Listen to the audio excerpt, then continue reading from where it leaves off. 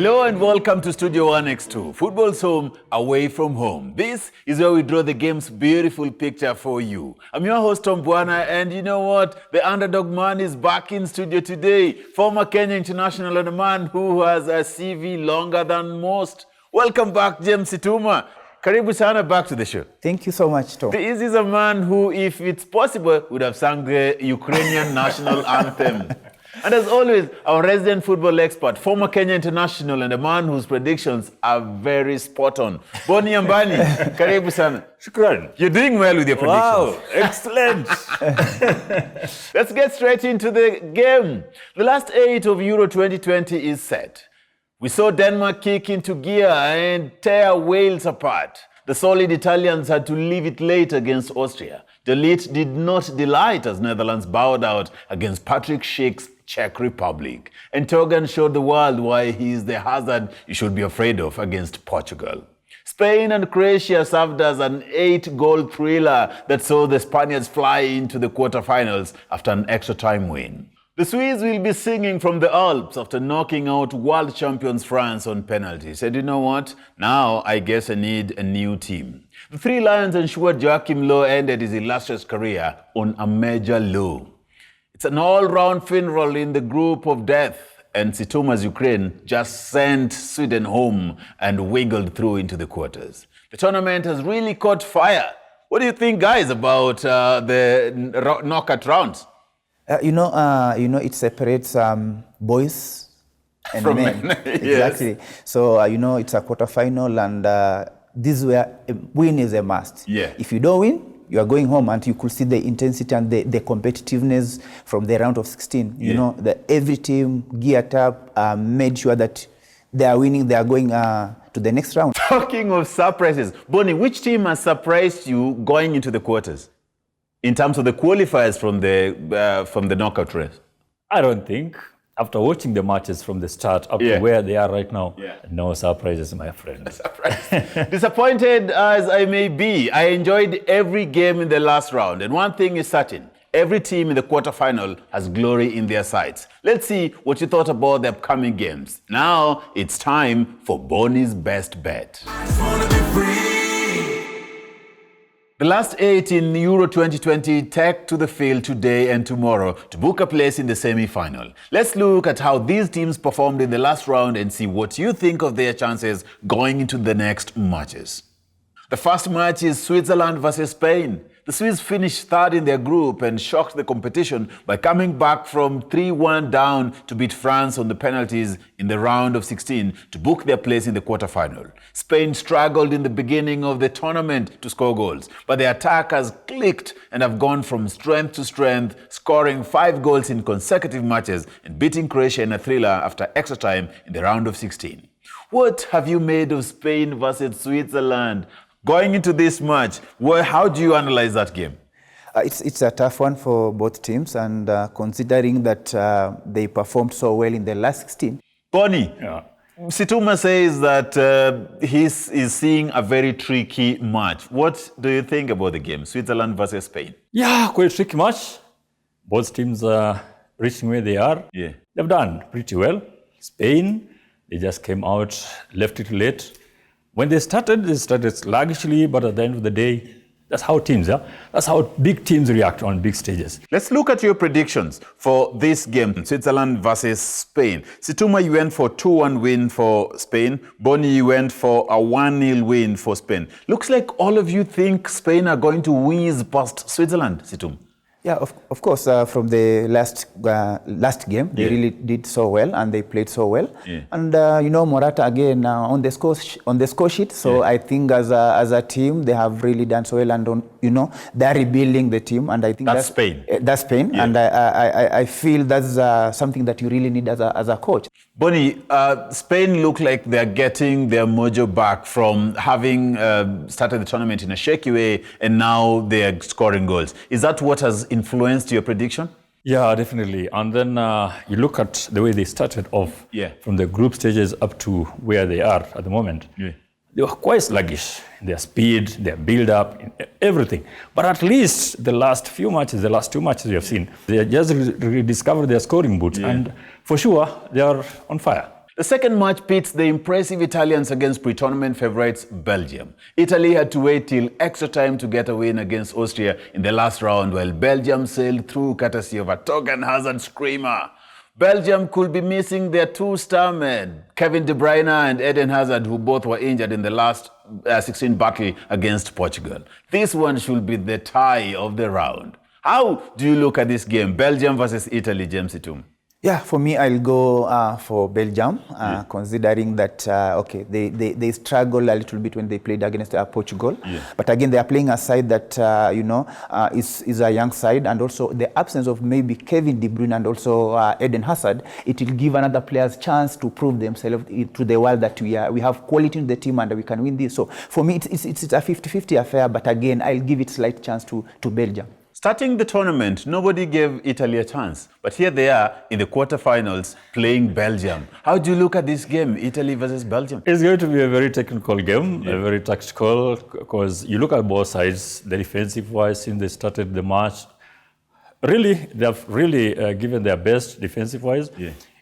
Italy was just breached the other day. The defense line was just breached the other day for the first time.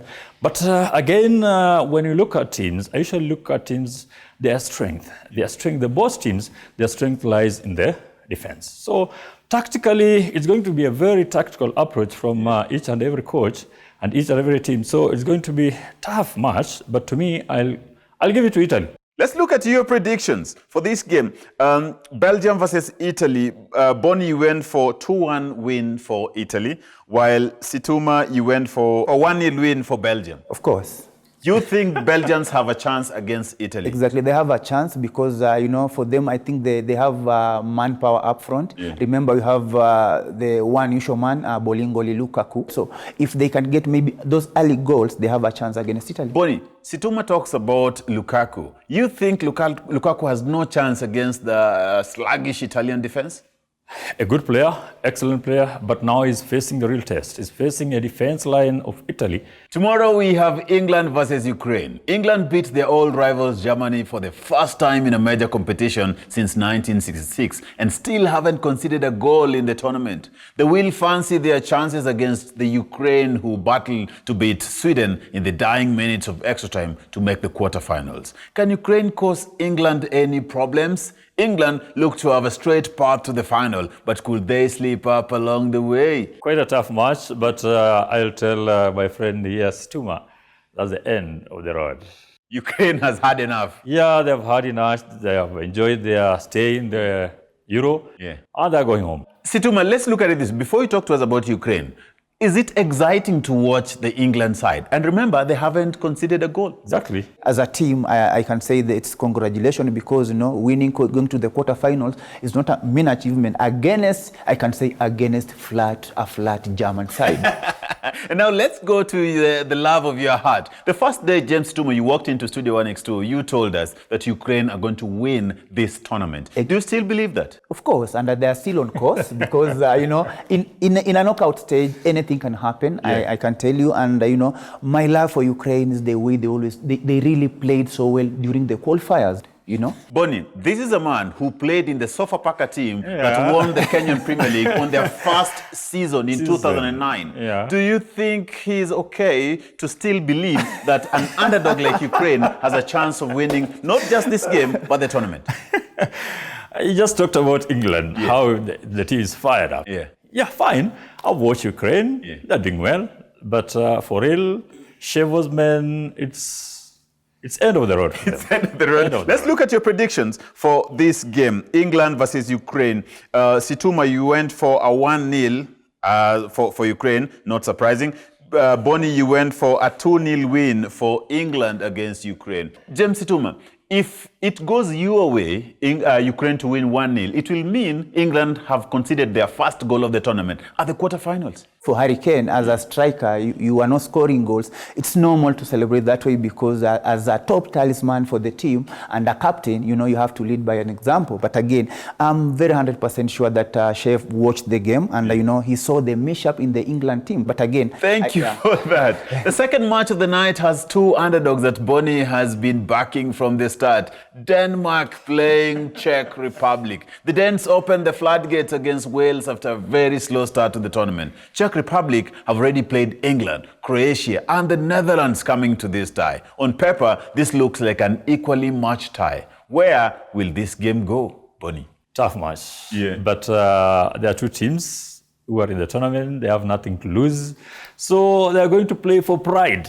Situma, Denmark actually shocked us. The first game, they lost to Finland 1-0, and we thought they were now written off. Here we are at the quarterfinals, and they have a chance because they're playing only Czech Republic. What's your take? It's not only Czech Republic, because where we are at the moment, I think everyone deserved to be there because he won the games so that he qualified to the next round. But again, you know, a Denmark side is a side that have been improving in every single game. Let's go to your predictions. And for this game, Czech Republic versus Denmark, James Situma, you went 2-1 for Denmark. Bonnie, you're looking at Denmark winning 1-0. All of you think Denmark are winning against a Czech side that has played the top teams of the tournament? Yeah, to me, as I said, the team is fired. Denmark is fired. Czech Republic is a better side, but we have to separate now boys from men. So to me, Czech, I'm sorry. You've heard from the pro bowlers. My take, these are going to be absolute crackers. I'm a fan of the game, and the two gentlemen in the studio know how to play the game. But for today, they will play my game. Let's take a Euro Facts quiz.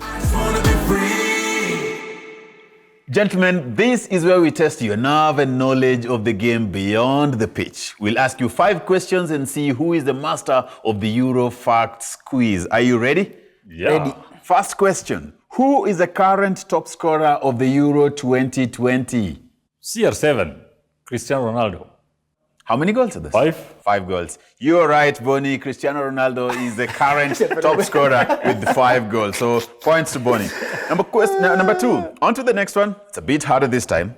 Which 2 countries hosted the Euro 2000? I'll give you a hint. Yes. One of the countries is still in the competition. Belgium. Belgium is one of them. So Belgium co-hosted the Euro 2000 with who?